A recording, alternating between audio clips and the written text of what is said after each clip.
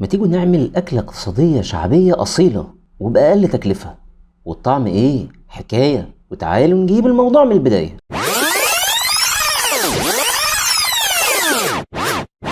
أول حاجة هجهز الخضرة، وهي إن أنا هقطع بصلاية صغيرة مكعبات بالشكل ده، وهقطع حزمة كرات أو الخضرة اللي هي بنحطها على الفلافل. هجيب نص كيلو فول مدشوش وهنقعه قبل ما أعمل الفلافل ب 24 ساعة. هنزل عليه بالخضار اللي أنا قطعته كله وهبدأ أضربه في الكبة، ومعاهم 3 أو 4 فصوص توم. هضربهم على مرحلتين، أول مرحلة هتبقى خشنة شوية، وتاني مرحلة هبدأ أحط التوابل وأبدأ أنعم. لما خلصت أول مرحلة هنزل عليهم ملح وفلفل أسود وكمون وشوية بهارات صغيرين خالص وكزبرة ناشفة، وهرجع أضربهم تاني في الكبة. في المرحلة التانية ممكن أزود شوية مية صغيرين علشان تبقى ناعمة معايا. بس كده نبدأ بقى نسخن الزيت وننزل بالفلافل. ممكن نحشيها بقى حشو حراق أو ممكن نحشيها جبنة، الحشو اللي احنا عايزينه. هناكل أطعم فلافل.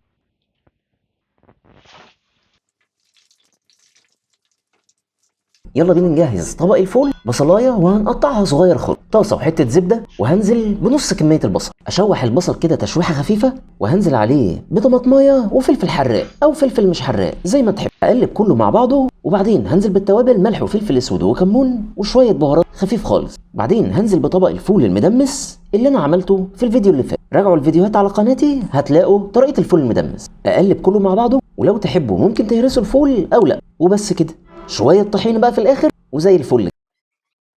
يلا نجهز بقى طبق الشكشوك. طاسه وحته زبده ونقطه زيت، وهنزل بباقي البصل اللي عندي وعليهم طماطم وباقي الفلفل، وهنزل بالبهارات ملح وفلفل وشويه بهارات. اول ما الطماطم والبصل كده يبداوا يتبلوا شويه هبدا انزل بالبيض. اقلب بقى كله مع بعضه وعلى نار هاديه لحد ما تستوي. يلا بينا نغرف فندق.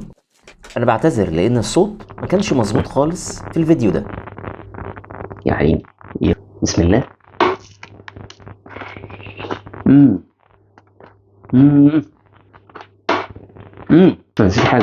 نسيت حاجة ده اللي كان ناقص.